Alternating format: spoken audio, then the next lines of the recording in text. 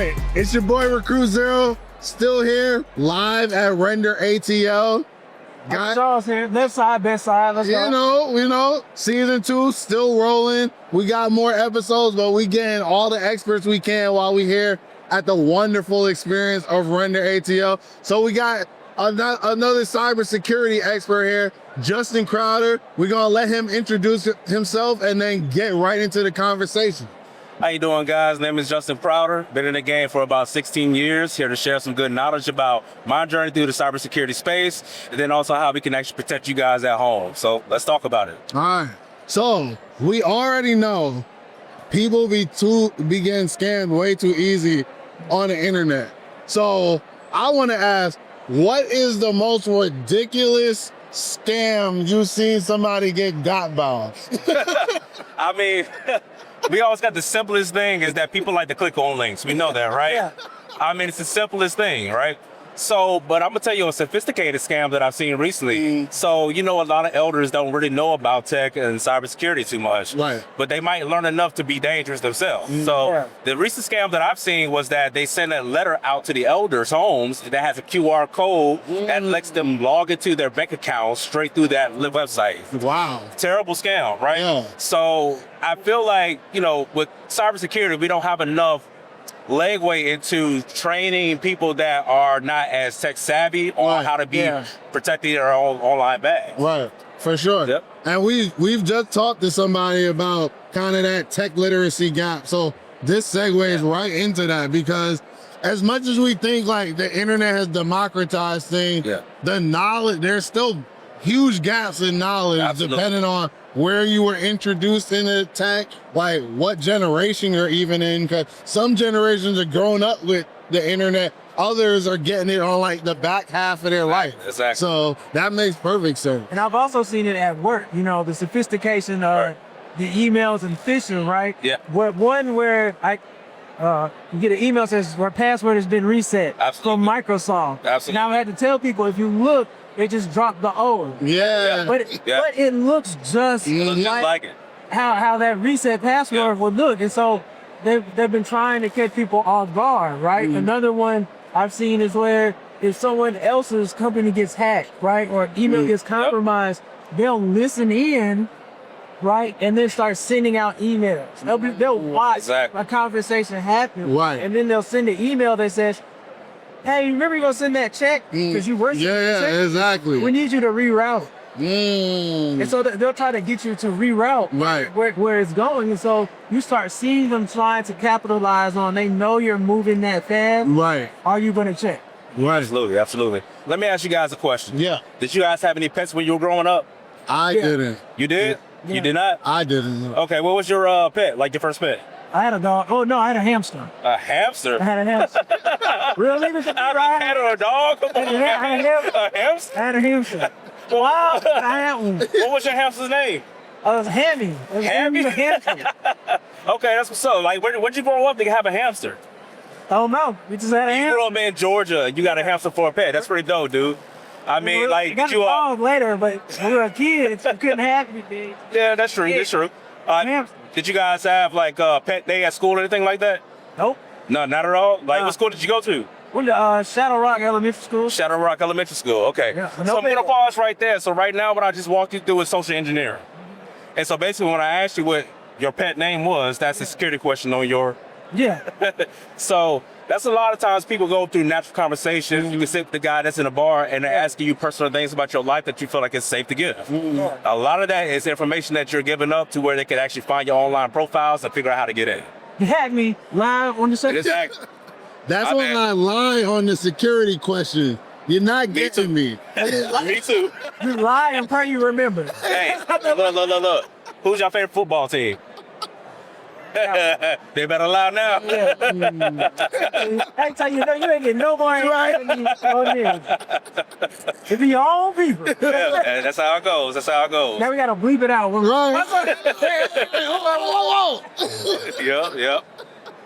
But no, that's understandable. So with kind of protecting consumers from like the phishing attacks, social engineering, all that type of thing, what would you say is the biggest thing to kind of keep an eye out because I mean, it's so easy, especially now, to fall into those traps. What would you say is the biggest thing to keep an eye out for? Well, I think the biggest thing is to, if you don't trust it, don't do anything. And that's the biggest thing. A lot of people are too trusting. They come in with these nice stories and they're getting hustled. They get a scam, you know? So we live in a city that we call it Scamlanta. That's kind of how it goes. But, you know, it's really about security awareness, not trusting what's coming to your phones or your emails, your social media sites, and then asking a security expert. So like one of my goals right now is to be able to create an AI chat bot to where you could take that type of link or a screenshot the entire email, drop it in the chat bot, that will let you know if it's a scam or not. Gotcha. So that's the next step. And that's the other part. AI is getting scary. Right. Imagine the hackers having AI behind them, which they do stay, but they have this super AI. Imagine them having AI behind them and they're attacking everything. Now, you see what's going on in Ukraine and Russia. Right. It's been a whole cyber war going back and forth between those two. It's the same thing happening with us in the U.S. and China. It's a cyber war going back and forth. I had a friend that was in the U.S. military back in 2012. She knew nothing about computers, barely knew how to turn one on. Right. And then next thing I know, she tells me that they drafted her to come in to like a cybersecurity range or course, something like that. She was part of a cybersecurity tactical crew. In about 2 years, she had 10 certifications, which pissed me off. I've been doing this for years. I'm like, what? I need that contract. But her biggest thing that she told me was that they were preparing for cyber war in the future, which we're here now. Right. So it's about to get wild. It's about to be a wild ride. And people actually need to wisen up, especially our children. One of the goals is for us to tap into the schools. The kids have to get smarter about what they're doing online. These days, we do Twitch, we do all kind of things. I'm pretty sure you guys heard about what they call swatting. Yeah, I mean, that's still part of hacking, you know? So the kids are getting smart to do that, but you need to know how to protect yourselves. So in order for you to be a parent growing up today in today's society, you need to know how to actually apply cybersecurity awareness to your own home for your kids to know better while they're operating online, because everything's online. Right. You can't avoid it. Right. For sure. So I want to ask a question tying in to AI. With all of that, you know, we're already kind of on like the cutting edge of what's going on. With things like deep fakes, AI voice cloning, things like that. Have you seen the proliferation of scams where it's like really getting super sophisticated, even beyond like what we spoke about earlier with them sending a letter to somebody with a QR code, or them kind of doing a man in the middle attack? That type of thing. Absolutely. Have you seen those things starting to proliferate to where it's like indistinguishable from scammer now? Absolutely. So you have to think about the public companies that are actually, the CEO goes out and they speak. They study those videos. They take those videos, they make their mock-ups of their AIs to where they are taking their voice, their image, their essence, and then they're coming off as that CEO. So it comes to a point to where one scam that I have seen was that there was a attacker that used a cell phone call to go to one of his financial controllers. They needed to cut a check for, let's just say, an undisclosed amount in the 6 figures. And she disclosed that check. She cut the check. She cut the check because when she talked to the CEO, who she thought it was on the phone, it sounded just like him. It sounded like something that he would ask for. And then the attacker followed up with an email that looked almost like the company email, but they used Unicode to make an eye look like an eye, but it wasn't really an eye. Okay. So yeah, I definitely see it. They're getting very sophisticated with these. They're getting sophisticated with these days. But one thing I know is that in the cybersecurity community, they do have new tech out there to detect any kind of AI infiltration or deepfakes that are out there. So I definitely would say look towards those type of companies that are protecting against AI. You need that for sure. So can you talk a little bit about passwords and passkeys? You know, I know that people we tell people don't use the same password, right? And so you try to get them to use password manager, or people like Storm and Google, you know, keychain. Talk about like how to be more secure when it comes to passwords and password management. And so let me go ahead and do a selfless drop. Secure the Drip on Amazon now by Justin R. Prouder. So the best way to help with your passwords is to use passphrases.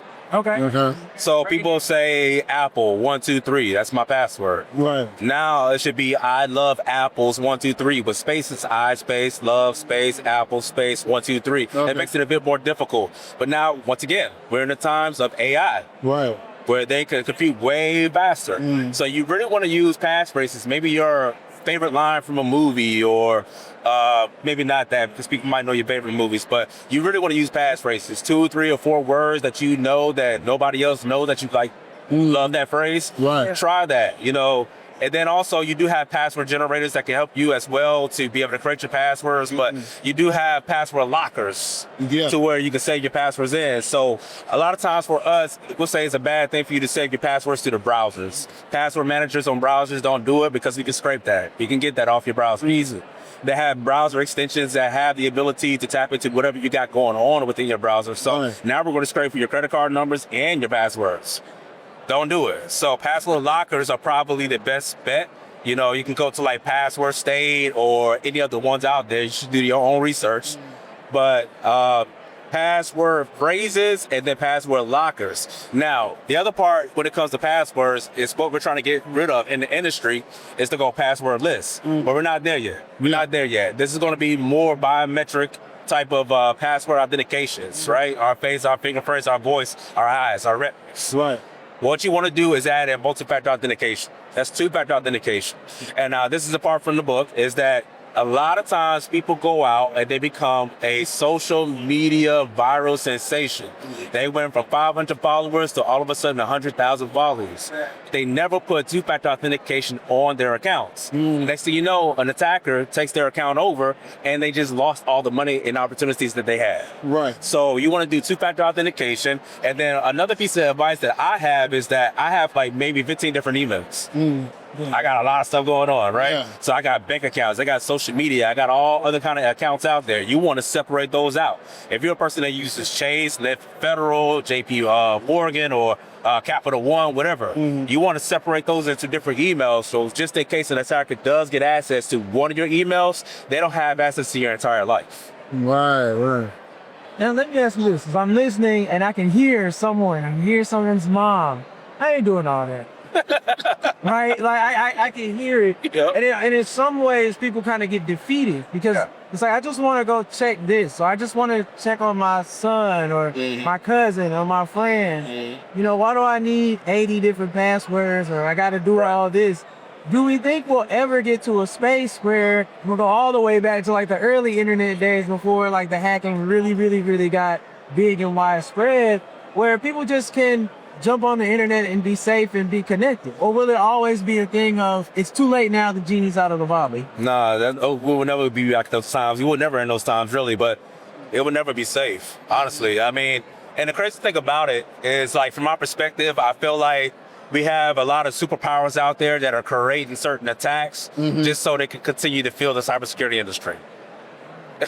It's like a money ploy. But like I said, it would never be safe. Right. You just have to do due diligence and do care. Due diligence is to know, to be aware, to learn the information, to learn how to secure your websites, secure your social media accounts, secure your cell phones, your home, your internet. Your internet is a wide open space when you go to home networks, because a lot of people don't understand how to apply cybersecurity though. Right. This is why people get swatted. But that's the due diligence. The due care is to actually do it. Right. Go do it. Go put 2-factor authentication on your phone. Put private internet access or VPN on your phone or your devices. Xbox and PlayStation for the kids, they have the ability for you to put private VPNs on those now. So that way people that get swatted can't get swatted because it's not their real IP address. They're operating through proxies. Okay. VPN on my stuff. Yeah, well, I'm about to say, I ain't got none of Those that. strings. Yeah. Those strings. So I just be playing games, man.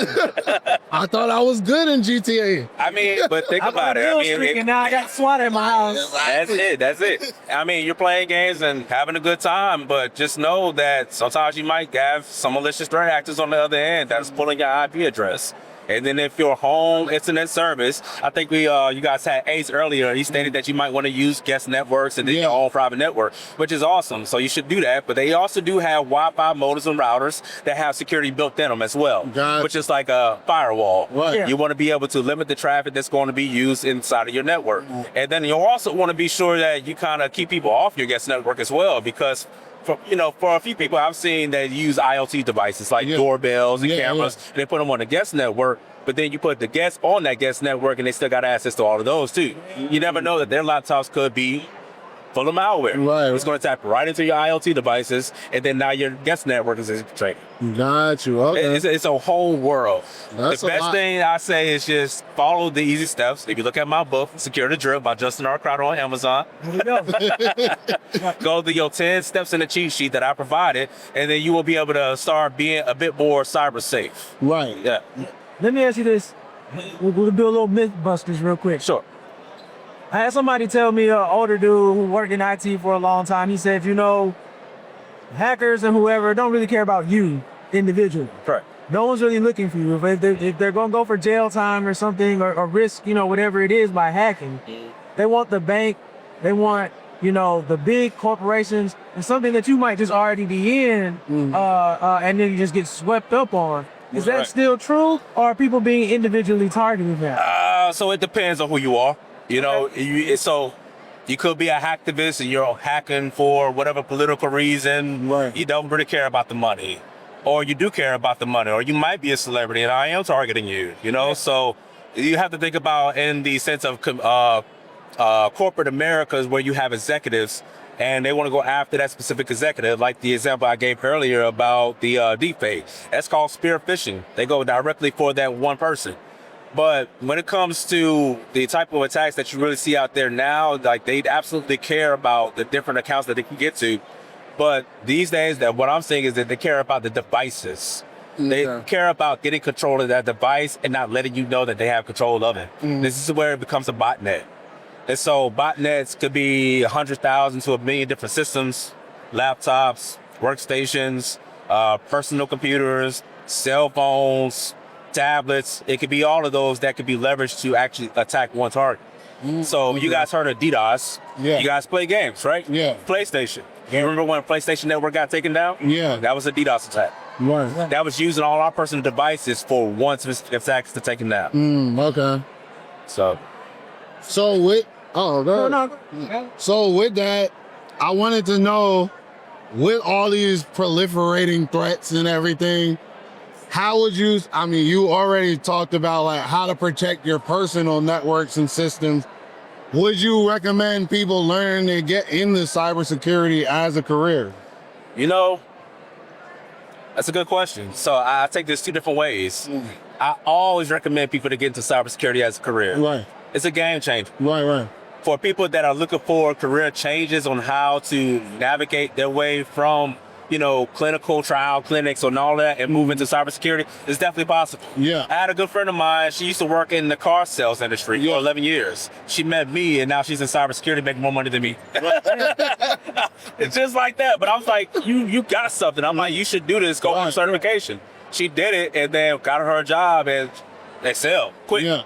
Now, I would say for personal, like you should still get into cybersecurity. Get to the basics. Right. At least learn what cybersecurity is about and how to apply it to your personal life. Right. Because it's a trait. Yeah. It's a skill that you will be able to take with you throughout the rest of your life to where you can actually spread it around to other people. Gotcha. Okay. So yeah, like I said, it's two-pronged. You need to sense. know it personally and also for your career. Man, I need to learn you hack me in 5 minutes. Right.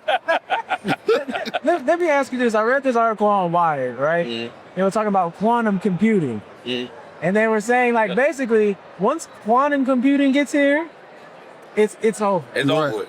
Cause it can like break blockchain and all that. Yeah. So let me say this. It's already here. Okay. Well, It's a public. it's been a good run, guys. Is it public? It's not public yet. Yeah. You know how the military operates? Yeah. They have things 10 to 15 years in advance before they release it. Right. You remember when we were playing Call of Duty back in the day? And they had the drones that you could fly around? Yeah. Now everybody has drones. Right. Yeah. Look at the games. They're Right. telling you everything you need to see. That's true. But quantum computing is going to be a dangerous space. You have super AI. Things are going to get ugly in the future. And I feel like a lot of companies will need to learn how to operate offline eventually. There's one thing called business continuity and then disaster recovery. Business continuity is that if I get hacked and you guys take down my business, can I still operate? Right. A lot of companies that are full digital do not know how to operate without the internet. So, quantum computing is definitely going to change a lot in the future. AI is going to take over. There's no telling where we're going to be at in the future, but, we're here for the ride. Hopefully you guys kind of jump on board and really do Yeah. some cyber hygienes for yourself. Yeah. And then be prepared.